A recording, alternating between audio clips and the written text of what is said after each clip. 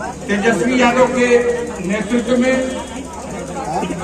बिहार का युवा, बिहार का किसान, बिहार का अल्पसंख्यक और बिहार के मजदूर तबके के लोग, सभी पिछड़े दलित सब एकत्रित होकर के एक परिवर्तन लाना चाहते हैं।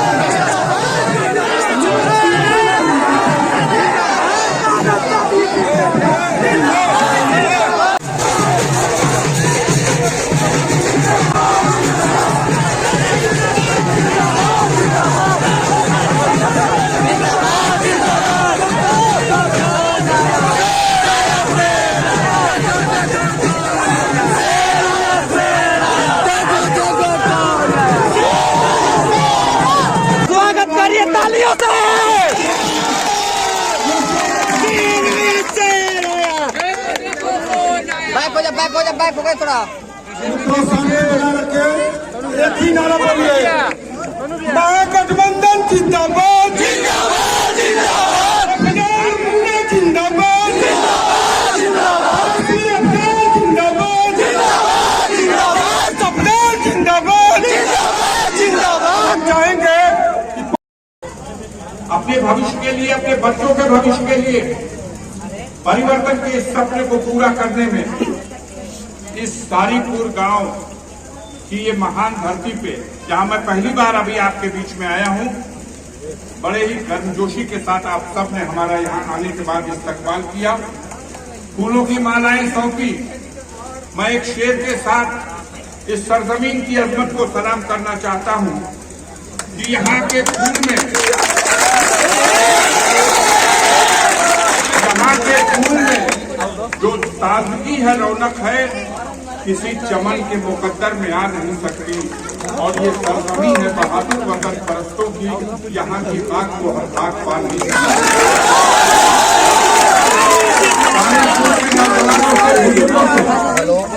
मुझे ये अपील करनी है कि ये इलेक्शन इस देश की दिशा तय करेगा। वो ताकतें जो दिल्ली में सत्ता में काबिज हैं और जो बिहार की सत्ता में तिकड़म के बल पर अपना कब्जा बनाए हुए हैं, उनको बेदखल करने का ये एक बेहतरीन मौका है। और मैं आपसे कहना चाहता हूं कि बिहार का इलेक्शन न सिर्फ बिहार के नौजवानों के, बिहार के कमेरों के, बिहार के गरीबों के, बिहार के अल्पसंख्यकों के और बिहार के तमाम कमजोर वर्ग के लोगों के साथ एक परिवर्तन के साथ एक नए सुबह की ओर आगाज करेगा, बल्कि पूरे हिंदुस्तान में बिहार की जीत एक नजीर के तौर पे की जाएगी।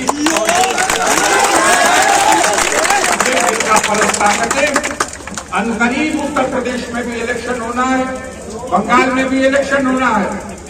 बिहार के इस इलेक्शन के फैसले से इसका फैसला दोनों तरफ पड़ेगा, बंगाल में भी और उत्तर प्रदेश में।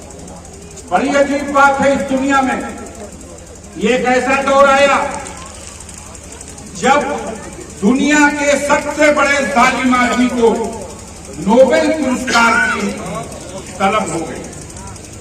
मेरी निगाह में, मेरे ख्याल से लाखों लोगों को मौत की नींद सुला देने वाला दुनिया का इंटरनेशनल गुंडा, जिसे लोग ट्रंप कहते हैं, जिसने न जाने कितने बेगुनाहों को इराक में कत्ल कराया, उस अमेरिका ने जिसने अफगानिस्तान में, उस अमेरिका ने जिसने वियतनाम में, और उस अमेरिका ने जिसने क्यूबा में और दुनिया के दूसरे तमाम उन मुल्कों में जिन्होंने भी अपने लिए इंसाफ की बात में, अपने हक की बात में अपना सर बुलंद करके आवाज उठाई, उसके सर को कुचलने की कोशिश किया। और आज वो ट्रंप, उसको नोबेल पुरस्कार देने की बात कही जा रही है कि ये एक शांति का प्रतीक है। ये विडंबना नहीं तो और क्या है? वो लोग अपने आप को सभ्य कहते हैं जो दुनिया में 2 ही बार एटम बम का इस्तेमाल हुआ। अब दोनों बार इस्तेमाल करने वाले यही अमेरिका और ब्रिटेन की ताकतें आज दुनिया को असभ्य कर करके आप नहीं बना सकते एटम बम, आप नहीं रह सकते हथियार, हम हथियार रखेंगे क्योंकि हम सब लोग हैं। अब दुनिया में 2 ही बार इस्तेमाल हुआ, हिरोशिमा में, नागासाकी में, और दोनों बार इस्तेमाल करने वाली इन ताकतों को आज नोबेल पुरस्कार की दरकार है। ये है ताकत का नशा।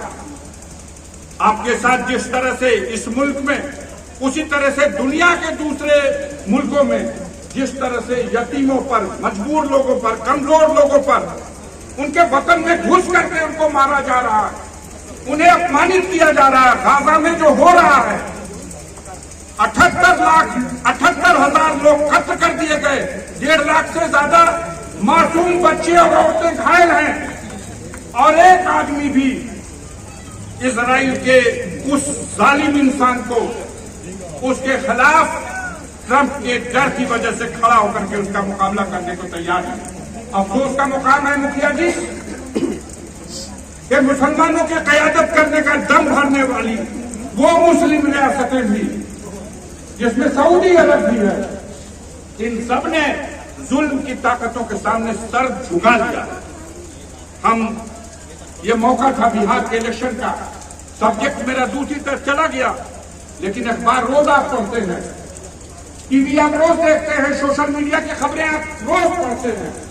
हजारों लोगों को कत्ल किया जा रहा है बेदर्दी के साथ, और नोबेल पुरस्कार की भी दावेदारी पेश की जा रही है। मैं आह्वान करना चाहता हूं, हो सकता है यहाँ के मुकामी मामलों में आपकी कुछ जरूरियात को पूरा करने के सवाल पर हमारे मुन्ना भैया उसमें कोई कोताही करके हो पूरी न कर पाएंगे। ज्यादातर इन्होंने आपके मान सम्मान की रक्षा के सवाल पर आपके साथ खड़े होकर के अपने विकास के कामों को जारी रखने का प्रयास किया। सत्ता में न रह करके भी जो संसाधन थे इनके पास, जो निधि थी इनके पास, उसका भरपूर इस्तेमाल किया। हम आपसे ये कहना चाहते हैं, ये वक्त वो आया है जब आपकी दुखती हुई रख पर हाथ रखने के लिए आपको आपके वोट को बिखेर दिया जाए, आपके वोट का डिवीजन हो जाए। इस बात के लिए तमाम तरह की साजिशें रची जा रही है। आज कितने लोगों को सबसे ज्यादा दर्द हो गया कि एक ताना दिया जा रहा कि 3% और 5% वाले हम बगल में ही हैं, हर खबर पढ़ते हैं बिहार में। 5% वाले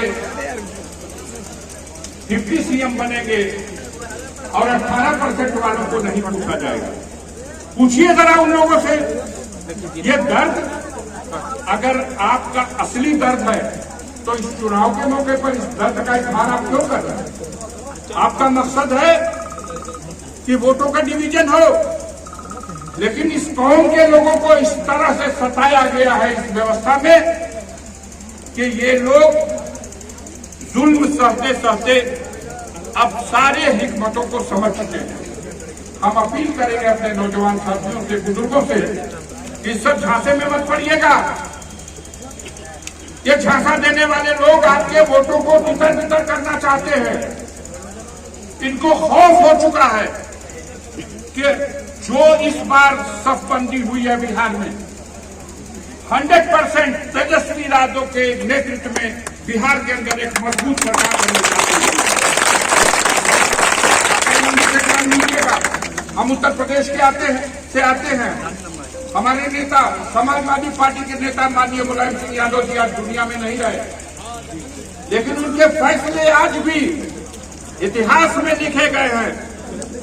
राजा मान सिंह जो चंबल घाटी का सबसे बड़ा डाकू था, मोहर सिंह जो चंबल घाटी का सबसे बड़ा डाकू था, तहसीलदार सिंह जो चंबल घाटी का सबसे बड़ा डाकू था, 200 मुकदमे डकैती के जिनके खिलाफ थे, उनको तो इन सरकारों ने माफ भी कर दिया, सरेंडर भी करा दिया, उनको हथियारों के लाइसेंस भी दे दिए और उन्हें समाज में सम्मान से जीने का अधिकार भी दे दिया। यहाँ तक कि खुद मुलायम सिंह के खिलाफ इटावा में तहसीलदार सिंह को, मान सिंह के बेटे तहसीलदार सिंह को पार्लियामेंट का कैंडिडेट बना के चुनाव लड़ा दिया।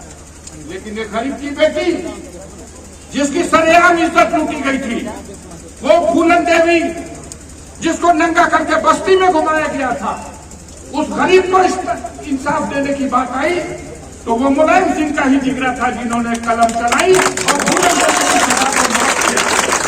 अपनी बेटी बनाया, जेल से निकाला।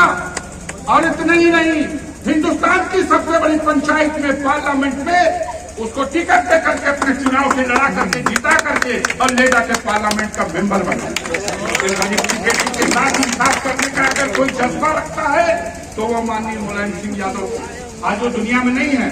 उनके सुपुत्र माननीय अखिलेश यादव जी उस कारवां को, उस झंडे को, उनके हौसले को लेकर के आगे बढ़ रहे हैं। उनके अधूरे कामों को पूरा करने का संकल्प लेके आगे बढ़ रहे हैं। हम लोग उसी दस्ते में एक अदना सा सिपाही हैं। मैं आपके बगल का ही रहने वाला हूँ। हमारे हालात के बारे में आपको सब पता है। हमारे पूर्वजों ने इस मुल्क की आजादी की लड़ाई में कुर्बानियां दी। 12 लोग हैं हमारे परिवार के जो जेल गए या नहीं सही कोड़े खाए और कुर्बान हुए। मुल्क आजाद हुआ और आज इस मुल्क में हमें कहा जाता है कि आप इस मुल्क के वफादार हो कि नहीं। ये सवाल आज के ऐसे लोगों से जिन लोगों ने मुल्क को आजाद कराने के लिए कुर्बानियां दी। हमारे परिवार में ब्रिगेडियर उस्मान साहब ने जन्म लिया, जिन्होंने पाकिस्तान के जबड़े से कश्मीर को छीन करके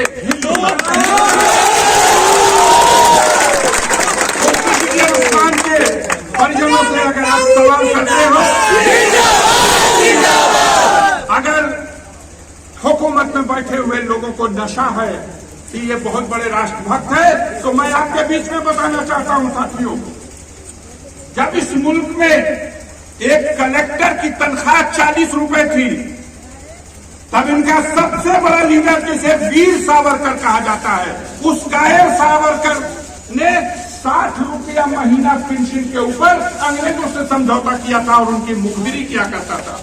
कभी भी देश के लिए उंगली की एक फोड़ नहीं कटाया जिसने। आज वो इनको फांसी के फंदे पर लटका दिया गया। आज वो सत्ता के ऊपर काबिज है। भारत के संविधान को बदलना चाहते हैं, भारत के लोकतंत्र से खिलवाड़ कर रहे हैं और भारत के जो गंगा जमुनी तहजीब है उसको मिट्टी में मिला रहे हैं। लगातार भाई को भाई से लड़ाने के लिए धर्म के नाम पर नफरत परोसी जा रही है। लेकिन इस मुल्क में तमाम ऐसे लोग हैं जो इन फिरका परस्त ताकतों के सामने आज भी आपकी दुआ और आपका हौसला है कि उनके सामने वो खड़ा होकर के संघर्ष कर रहे हैं। उनमें से हमारे परिवार के लोग ही। मेरा छोटा भाई जो वाकया 2 साल पहले, 1 साल पहले हुआ, मैं उसे दोहराऊंगा, बड़ा लंबा हो जाएगा। सिर्फ इतना कहना चाहता हूं साथियों कि जालिमों के सामने हम लोगों ने कभी घुटना टेका नहीं है। जालिमों का पंजा न हो रहा है।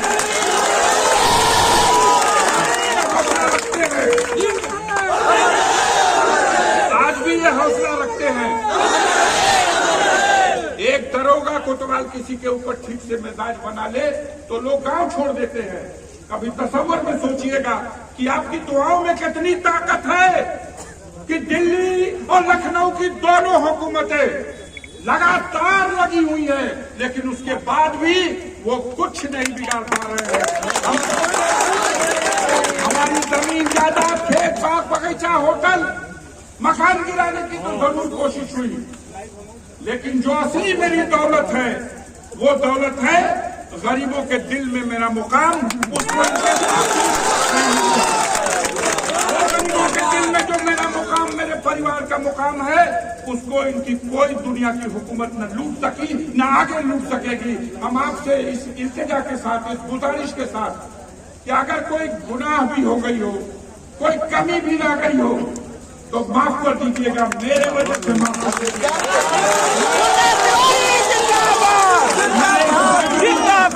मैं इस बात की जमानत देता हूँ आपके बीच में, पूरे गांव के नौजवानों, बुजुर्गों, मैं इस बात की जमानत देता हूँ कि मुन्ना भाई आगे ऐसी कोई गलती नहीं करेंगे जिसके वजह से इस मुल्क में, इस गांव में किसी का कोई नुकसान हो। मुन्ना तिवारी जिंदाबाद, मुन्ना तिवारी जिंदाबाद। हमारी गुजारिश है, हमारी इल्तिजा है साथियों, एक बेनजीर एकता बना करके, गरीबों को भी अपने साथ जोड़ करके, हमारे निषाद भाइयों की भी बहुत बड़ी बस्ती है इस गंगा के किनारे, यहाँ पर दलित समाज के भी बहुत से लोग हैं। जाइए उनकी बस्तियों में, मिलाइए उनको भी अपने साथ और सब एकजुट होकर के इन फिरका परस्त ताकतों को बिहार के पटना की गद्दी से और दिल्ली में नरेंद्र मोदी को आने वाले दिनों में दिल्ली की गद्दी से हटाना है। तो बिहार में परिवर्तन लाना है और तेजस्वी यादव के नेतृत्व में एक सरकार बनानी है। आप लोग इस लड़ाई में कितने लोग हैं जो हमारा हौसला बढ़ाएंगे, हमारे साथ?